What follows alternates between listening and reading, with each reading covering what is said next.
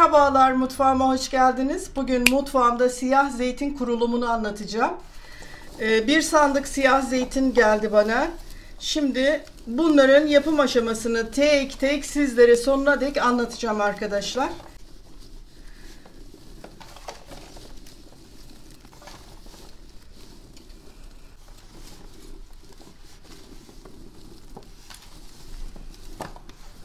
Zeytinlerimin bir kısmını şöyle güzelce yıkadım, süzdürdüm. Şimdi 10 kiloluk bidonuma bu zeytinimi dolduracağım.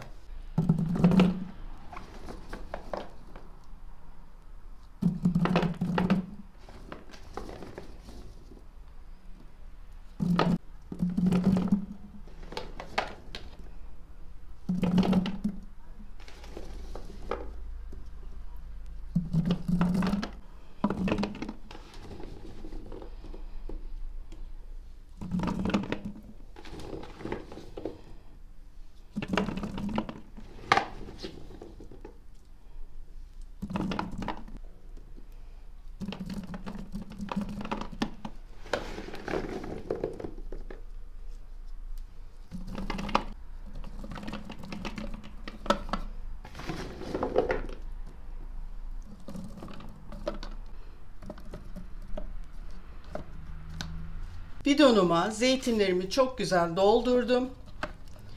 Şöyle. Şimdi burada arkadaşlar bu kasenin içerisinde 2 çay bardağı kaya tuzu var. Yemeklik tuz değil, kaya tuzu.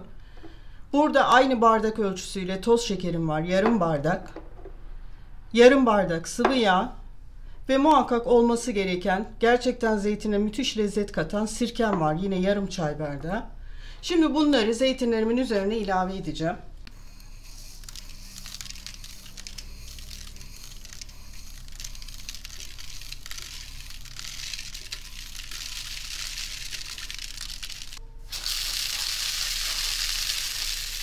Şekerimi ilave ediyorum.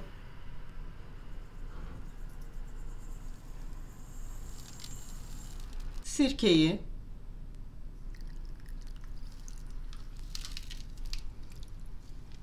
ve sıvı yağımı.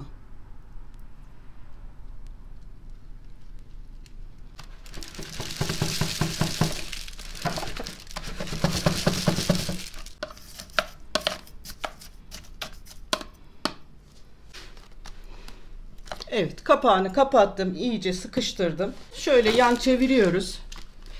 Şöyle arada bir silkeliyoruz. Yani 2-3 güne bir yapsak yeterli bu şekilde.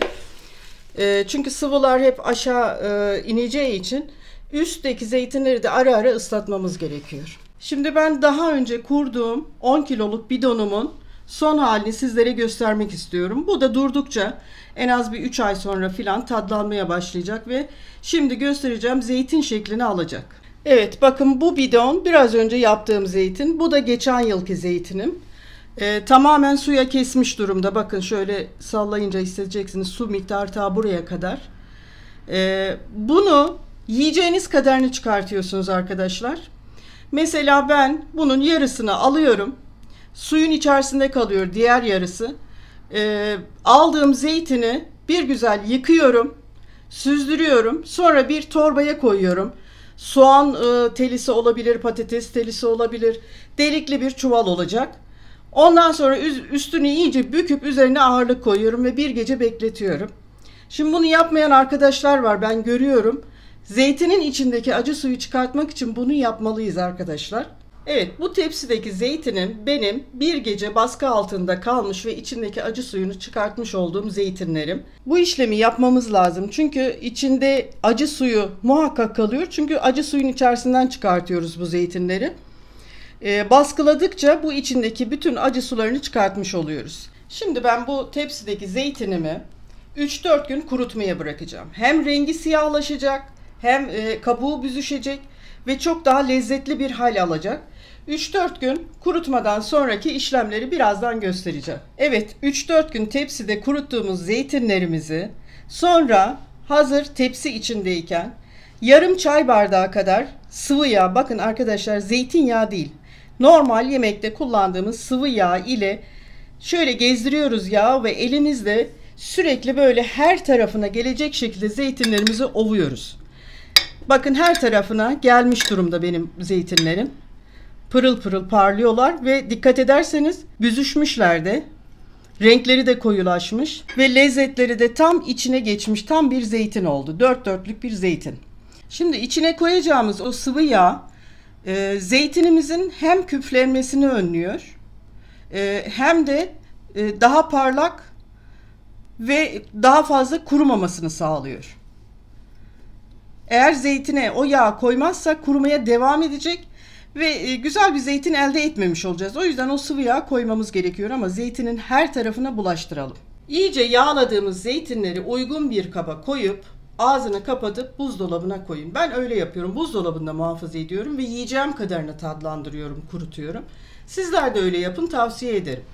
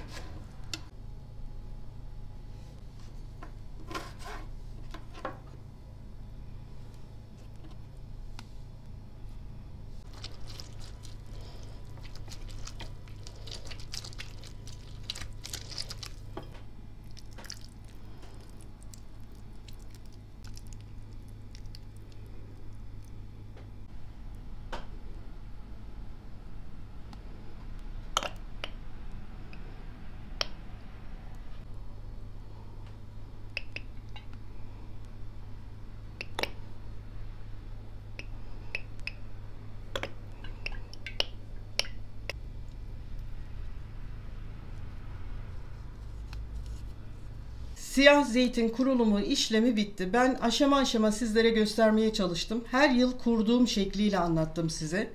Sonuç mükemmel.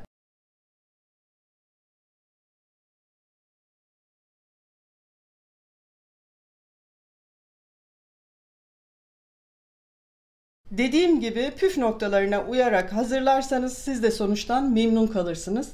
Şöyle bir tane zeytinin tadına bakmak istiyorum. Zaten ben biliyorum çok mükemmel olduğunu da. Hiç acısı yok. Gayet güzel. Sofrada farklı şekillerde hazırlayarak getirebilirsiniz. Ekşileyerek, soslayarak. Bugünkü tarifimin de sonuna geldik. İnşallah memnun kalırsınız zeytin tarifimden. Bir dahaki tarifimde buluşmak üzere diyorum. Hoşça kalın.